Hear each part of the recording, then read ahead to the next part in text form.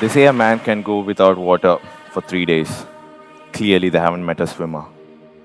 Let me tell you how I was being forced to enter the pool and went on to become a Paralympic swimmer.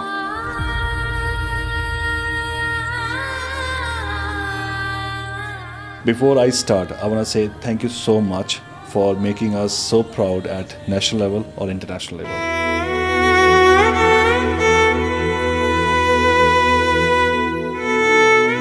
I've actually been mentored by Rahul Dravid.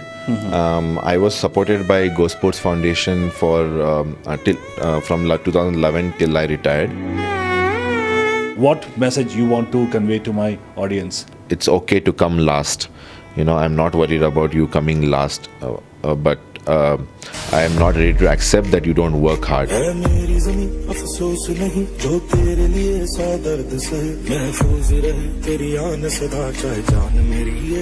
But do you feel do you regret somewhere that why did I take this up? No, I don't regret.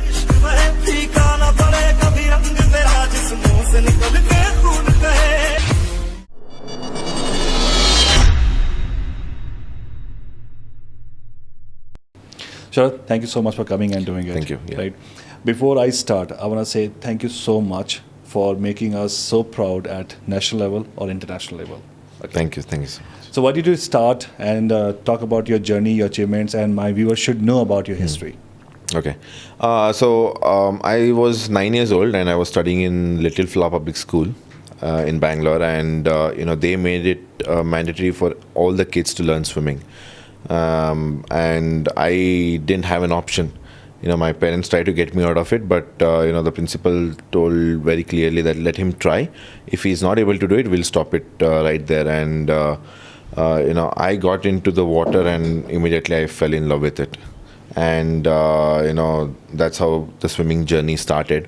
And after we finished the course of learning and everything, I was a bit of a slow learner, because not mainly because of my ability or something, but the coaches didn't know how to train. Right. And of course, anybody is scared, but I was enjoying as well. And after I learned swimming, they encouraged me to take it up as a fitness activity. And after a couple of years, we got to know that there are competitions conducted for the differently abled people. And that's when we wanted to give it a try. And we started training rigorously. And in 2003, I made it to my first national championship. And I won 4 gold medals there. Wow. So that's, that was a kind of a plus point, and everybody encouraged me to take it much forward. And of course, John Christopher, who has been my coach for 15 years, he joined the club in 2003, and same like everyone, he didn't know how to train a differently able person. So we went through a lot of experiments. We went through a lot of discussions whether I was comfortable, I was not comfortable with doing anything. And that's how he also got to learn how to train a differently able person. And the same way, even I was taking that experience and pushing forward. And it's been 15 years of me swimming, and I retired in 2016. Mm-hmm. So till then, I've been a London 2012 Paralympian, and I've been to 3 Asian Games, 2010, 14 and 18, mm-hmm. and 3 World Championships, and I've broken 2 Asian records during my swimming time. I think PT saw something like, I saw something. Yeah. You broke so there were two kinds of records. One is an Asian record where I broke an individual event timing in the 50-meter butterfly and 50-meter breaststroke events. And the next record was the Indian record of holding the most number of medals at a single games multidisciplinary mm-hmm. event, which was previously held by PT Usha of 5 medals. Mm-hmm. And I won 6 medals in 2014 Asian Para Games. So that is the medals achievements. And totally I've won till now about 47 international medals. And 47? 71 national level medals. Wow. And of course, 2015 I was bestowed with the prestigious Arjuna Award by the government of India. Right. And I have the state Pranab award. Mukherjee, I guess. Yeah, Pranab Mukherjee, and the state award of Ekalavya Award and Karnataka Rajyotsav Award during my time. Yeah. Congratulations so much about Thank you that. so much. Okay, let's go back to flashback. I just want to talk about something which is not being told anywhere. Okay, and I want to talk about the unfolded story here. So it's a very happiest moment for any family when you get a newborn, right? Was it same for you when you were born? I mean, what people tell, my parents and relatives tell me that it was a mixed feeling. Of course, they were happy they had me, but due to my disability, they were in kind of a shock and they couldn't showcase that happiness themselves. And of course, parents were disappointed and they were crying. Like, how could this happen? And there was actually no explanation for this. There's nothing. All doctors could say was there might have some kind of complication that would have happened, and not every time you feel that something is wrong. It is just one of those 1 in a million cases where you never know what's going to happen, and this happened. Baby stuff. So when you have realized that you are different from other kids, how did you create that acceptance within yourself and decided, okay, this is how I have to move forward with it? It was very difficult initially, Of course, I couldn't understand anything at that point of time, that young. I had to take help from every single person around me, whether it was my parents or my sister, or even in school, the support staff or teachers, even a lot of friends, had to help me out. I had even the simplest thing of writing. I couldn't hold the book in one position. I needed help in that putting on clothes and everything, and that was very difficult. But I'm so thankful, people were always there around me to help, which in a way you can say you're lucky, because that's not the case with everyone. But things changed when I really liked sports, so I used to do a lot of running. I used to play football. I used to even play cricket before swimming. So that kind of helped me. That sports kind of helped me to realize that you can do things differently. There's no one particular way to do anything. So I started to adapt myself, doing different things, which a long time made it very simpler and very easy for me. Okay, so can you just talk more about the challenges you used to face as a kid? What are the different challenges you used to face? Yeah, like I said, I always wanted some help, and then I was restricted from doing everything, because they were scared. They were scared, and they didn't know how to, restrict me or make me understand that why you can't do these things, because they themselves didn't understand a lot, which was a big challenge. But I was being treated equal everywhere. Of course, being differently able has their own challenges, where you have that low self-confidence, you lack motivation to, and when there's help around you, you probably don't feel like doing anything. But yeah, sports changed that a lot. So what is the current situation? Do you face any kind of challenges at this point of time after achieving this much? No. If you're talking to me as a differently able person, definitely not. Because today I can say there's nothing that I can't do. I can do everything. As a sports person, as a recognition and everything, of course, there is still a need of improvement. Of course, yeah, I'm retired and everything. I have coaching to do, and I'm one of the national coaches who travels with the team. Recently, I was with the Commonwealth Games team as well.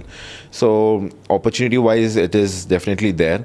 But the recognition wise, the support that we require from the government and organizations around everyone, that's still lacking a lot. Right. I can say it was a bit better before, but the COVID, made it really hard for people to get support, especially sports persons, because of course we can understand with the situation of COVID, people not being able to step out of the home, people being sick and everything. They needed more help, but I know a lot of people who lost their sponsorships. Right. As it is, they were not able to train and losing their sponsorships, and it was a very tough time. But yeah, thanks to Neeraj Chopra and Right. all the people, PV Sindhu, who have I'm not just talking about the Tokyo, even the Rio, Right. London. All these medals have gotten that support what we need in the sport. But I still personally feel we lack a lot behind. We have a lot of people, politicians, everyone telling, what were you getting before? What are you getting now? Please look at that. Right. Things have changed. Yes, but when you expect an Olympic or a Paralympic gold medal, you cannot tell you are not getting these things before and you're getting these things now. You need to match with all other countries, what they are doing, why they are so successful. We need to match that. And So how that was the is- discussion with Rahul Dravid? Because I did see one of the videos or one of the pictures, I guess, where you were standing with Rahul Dravid. Yeah. I've actually been mentored by Rahul Dravid. I was supported by GoSports Foundation for from 2011 till I retired, and Rahul Dravid got into their board of experts, and they ran a Rahul Dravid athlete mentorship program. And I got to meet Rahul for about 3-4 times and have a nice interaction with him. Yeah. And he was, there's a reason why nobody hates him. Right. Nobody has a negative thing about him. And, he shared his experiences. He was very keen to learn about me, not just my achievements, but what I'm going through personal life and what I'm doing right now and my future plans and everything. Right, Yeah. right. So, Sharath, when you talk about the motivation, I talk about a lot of motivation factors, and I try to push people to do and achieve what they want to do. But as a matter of fact, what I have realized when I met you and when I have seen your story, we are just talking. We are just putting the story, and we are trying to make people motivated just for the bubbles. It will burst a few minutes later. But when I see you, you are the real source of motivations. How do you see your life? How do you project yourself in life? The main motivation for me was that I love swimming. During my swimming days, I loved to swim. The more I swam, the more I wanted to be in the water. Of course, not do the workouts and everything, but that was part of the routine. That was part of the aim that you wanted to achieve. But the first and foremost thing was you need to love something. I believe that if you love something, it will make you work hard. See, you played cricket, you said football, Yeah. but why swimming? How did you get this passion about swimming? See, swimming was kind of something like I've mentioned before. I was being restricted everywhere with everything, but not with swimming. Of course, running, people allowed me. Football was fine, but cricket I was not allowed to play. As a fun activity, like they used to give me an opportunity and stuff. So but you were not bowler, as- you were batsman, or all-rounder? all round, I can say all rounder. So so those were the things. Swimming was like one of the first thing people said, you try this, you can do it, and it did happen, and it's one of those rewards kind of a thing, which was, of course I love sports and I love swimming as well, but swimming was something that gave me a reward. Hard work. Yeah. So you started swimming in the school, right? So how was your school experience? Like, your friends, your colleagues, and your other kids around you, like how was how they used to behave, like oh my God, what's wrong with him? Okay. Yeah, see, we were very young. It's very difficult to say, but yes, I have been teased sometimes by other kids, and it's pretty natural in schools where some people get picked on and everything. But I was not putting it too much Did into you get my into head. fights, like did you ever Yeah, that was always there. And unlike nowadays, where the blame goes on the other kid, it was always parents blaming their. I mean, my parents used to blame me, and the other kid's parents who I was fighting with, they used to blame him. No, you would have done something wrong. What happened, and everything. So like today's parents is like putting the blame on others before even thinking about what actually happened. So that was the thing. So yeah, see, I've always been treated equal, and I've when I've done something wrong, I have been punished, and they've tried to point it out and correct my mistakes and everything. So if you see nowadays, we have a very great source of cutting edge technologies. Like we have a lot of technology available, and somehow these technologies are helping disabled people as well, a lot of them. So how it is helping you? Like, are you a techie savvy or use? Yeah, definitely. If you're into sports, you definitely need to have a lot of technology.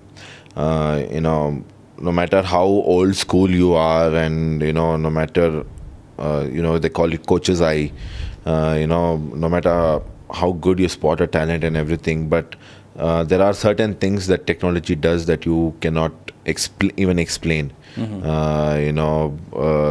whether it's biomechanics and everything, as something as simple as showing them videos on YouTube of Olympic races, maybe playing it in slow motion and showing it them. So something as simple as showing them YouTube videos is also helping a lot. At that time, you didn't have that YouTuber part, right? Not in the initial part. Right? I think somewhere around 2007, 8 and all, we had this. YouTube things were available, and interestingly, that's how I started to like Ian Thorpe, who's my personal idol. He's an Australian Olympic champion, and I started watching a lot of his videos, his interviews, and everything. So I learned a lot from him. He said. Coming second, losing is not coming second. It is getting out of the water, knowing you could have done better. Right. Which is, I realized it's all about giving you 100%. So yeah, like I said, something as simple as YouTube videos, and then we have a lot of analysis and everything. And even for a differently able person, we have bionic hands, legs. There's a lot of innovation that has come up in wheelchair, and even sports-wise technology for differently able people, it has come up a lot. See, unfortunately, it's all expensive, so not everybody can afford it. So, we have to try and do what we can. And, part of the reason why it's expensive is not everybody's using it. Right? Like, let's say something as simple as a coffee mug. Like, everybody's using a coffee mug. But when it comes to a technology, only few sports people, like 7 billion people in the world, hardly 1 billion does any sport, serious sports which use technology. So that's expensive, and again, we need to think financially as well. So that's a challenge, but I definitely love the technologies that are coming up. Technology. So let's talk about the swimming part, because this is the very interesting things which I want to talk about. I'm very scared of water. So how we can get out this fearing part, like getting into water, and because when I see that, I don't know what some kind of fear I get. I have no idea how to explain it, but yes, I have that. See, learning swimming is something out of the box, like something that you're not natural at. Yeah, right. Walking comes naturally, running comes naturally, playing, talking, everything comes up naturally. But swimming is completely differently out of that element. Right. You're always on the ground, and swimming is something, completely different element, something new, and it is scary. But there are two things. One is swimming in a pool, and one is the lakes, ponds, and everything. So, always try to go to a swimming pool first before you jump into a beach or a waterfall or anything, because even I'm scared. It's very simply because I don't know where the floor is. So actually, I have a very small, it's going to be a stupid question, but I will ask you, because since I'm scared of water. So, do you actually see water, like when you dive inside, right? Yeah. People can see in the water. Is it true? Like, Yeah. you can see. Even without goggles, you can see where. I can't even open my eyes. That's like I said. No, it's the starting point. Once you are in the water like 3-4 times, a week or something, you'll start getting comfortable. You'll start opening your eyes. Even I can't swim without goggles. But when I don't have goggles, I'm not worried about it, because like 4 or 5 breaths, just opening my eyes, I'll get used to it. So it's as simple as that.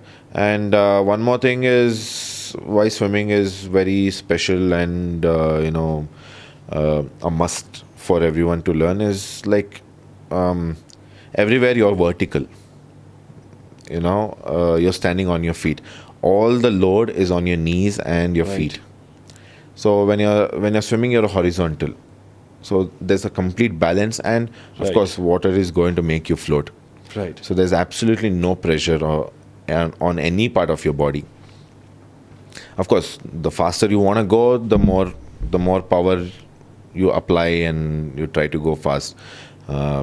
Swimmers do have injuries. We have a lot of shoulder injuries and back injury and everything, depending on how much workout they are doing, load they are doing, stress they are taking up.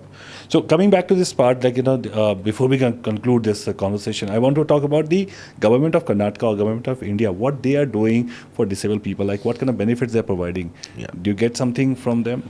Yeah, I'll talk about the recent developments later, what I heard after Commonwealth Games. But before, I can say Karnataka and the central government especially,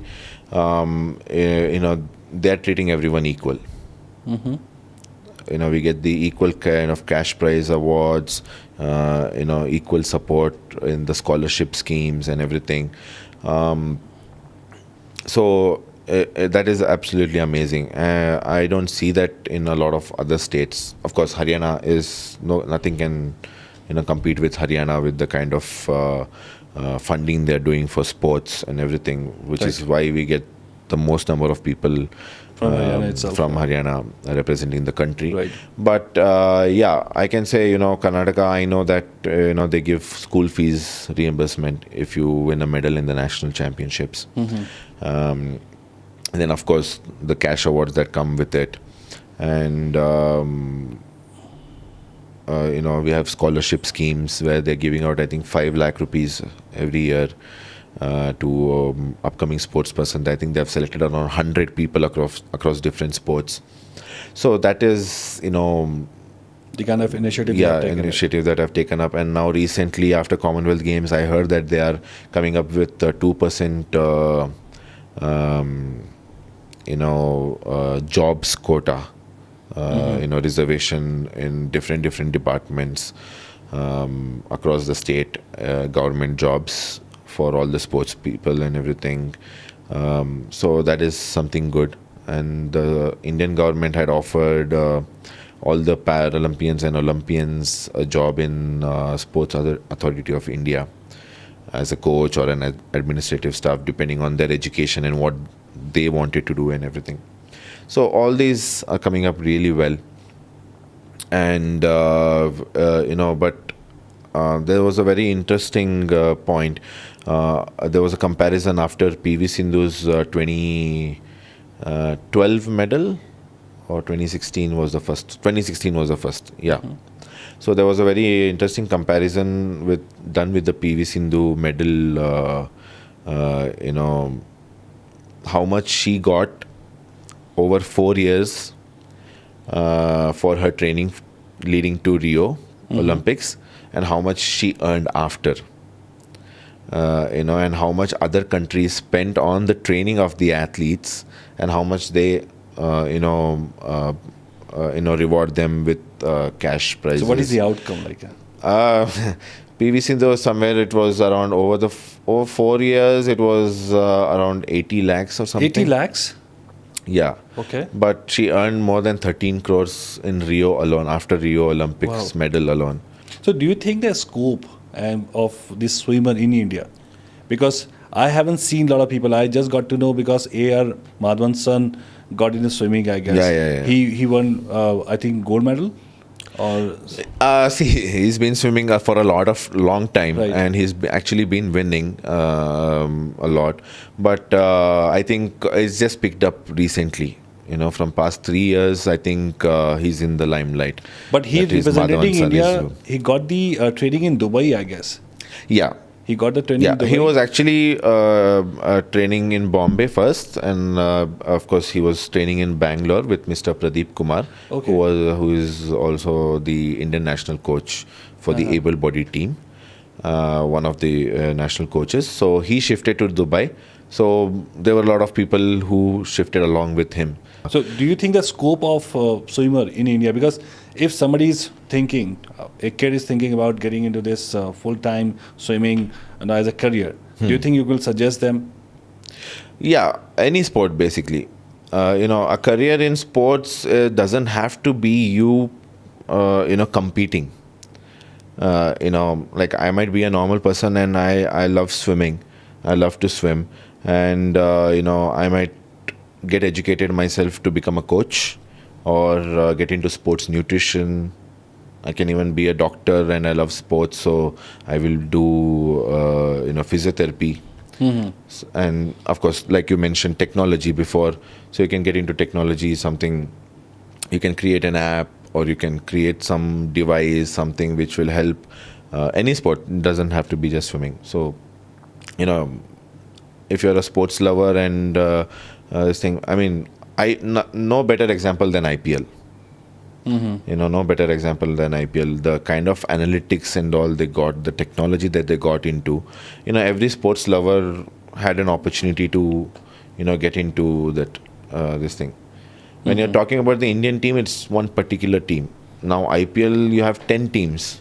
So it's creating hundreds of jobs. But we have to understand one and thing, innovation. sir. IPL has a different aura altogether. They have a lot of sponsors, and there's a dirty game as well. There are a lot of things which is happening. We have to accept this fact. That is definitely there. Nobody's but denying swimming that. is something which I want to see that what is the scope. But if you are very passionate about swimming, okay, you got retired, but do you feel do you regret somewhere that why did I take this up? Because I would have done something better, because you did not earn and you did not get that sponsorship. Because when we just talk about Sindhu, she got 13 crores, right? What you got after working so hard, so many medals, 47 medals you got. You tell me at the end what you got. Yeah, okay. No, I don't regret not doing anything else, because, see, I always thought, if it was not swimming, it would be definitely some other sport. Because I love football and, like I said about cricket as well. So I would have definitely got into some kind of a sport. But, swimming was an eye-opener for me. And, that's the thing I want to do. And, I can just say simply that, if even I'm not coaching for 3 days, sometimes I'm frustrated with coaching, things are not going my way, kids are not training properly, or whatever might be the reason. I might say, I need a break. But in that break time also, I'm thinking about coaching. I'm thinking about my kids, how to go about the next plan and everything. So I'm always thinking about it. So I don't regret, taking up swimming and doing something else. When I say regret, when I'm not talking about as a sport person, but you have to pay your bills. Yeah. You got into this full time, and now you are coaching. You still doing coaching because you want to pay the bills, right? Yeah. So, do you regret in that sense? I don't No. Okay. But, see, I won medals. I did get my cash prizes from the state government and central government as well. But yeah, I can say I'm not jealous. I can say, maybe if I could have got more support, I could have built a swimming pool of my own, and I could cater to a lot of people. I run an NGO called Bluefin Foundation along with my friends, where we are teaching free swimming for who are from the lower economic background and differently abled people. We are supporting 4 athletes, para athletes. So I wish if I had more money, I could have had a swimming pool of my own, and I could have trained 100 people, supported 100 people free of cost. I think in that way, because somewhere I feel, for me, it's more important to win medals for the country in swimming, especially because that is one of the most underrated sports. It's obviously less. Yeah. Right. So before we conclude this conversation, before we jump on the rapid fire round, I want to understand what message you want to convey to my audience, or people, or the kids who are watching. They want to get into this swimming as a career. Yeah. It's true that impossible is nothing, but it's all about giving it a try, and don't ever say you can't do anything. Give it a try. You don't have to succeed in it, but it's always good to give it a try. And of course, like I said, it's all about giving your 100% every single time. Whether I was swimming or I'm coaching right now, for me it's very important to give my 100%. And I tell this to all my kids. It's okay to come last. I'm not worried about you coming last, but I am not ready to accept that you don't work hard. You take it easy, and and then worry about medal. I'm always happy if you come last. All I want you to do is keep improving yourself, and like I said, try to be perfect, have that perfect technique. Right. Well done. Just gonna jump on the rapid fire round. Okay. This is very interesting, which I always take. Fine. Yeah. So, swimming in the pool or seaside? Seaside. Okay. Texting or talking? Talking. Favorite day of the week? Don't say Wednesday. No. Favorite day of the week is Sunday, basically, because we train on Sundays and we have everybody coming in on Sunday. Every other day they have some excuse. I mean, fever or exams and tests and all those things. But Sunday everybody turns up. Okay. Yeah. Money or happiness? Happiness. Sure. Yeah. Summer or winter? Summer. I know, for the swimming part. Yeah. And salty or sweet? Sweet. Why? Swimming is salty, right? No. That is sea, Yeah. of course. But so I have a lot of sweet tooth. I'm a very You like sweet guy. a lot. Yeah, I can't take my hands off the plate if there is some sweet on. Okay. A night out or a night in? Night in. I'm a lazy person. I more like, let's watch a movie at my place. Yeah. Let's cook something, eat. Out, yeah, of course, I do go out with friends, but home you feel relaxed and you can do whatever you want. And nowadays we have OTT platform. You don't even go anywhere. Definitely. You have Swiggy or whatever you want to order. Yeah, just watch. definitely. Yeah. So well done. Thank you so much. Thank you so I have much. a small gesture for you. Just. Yeah.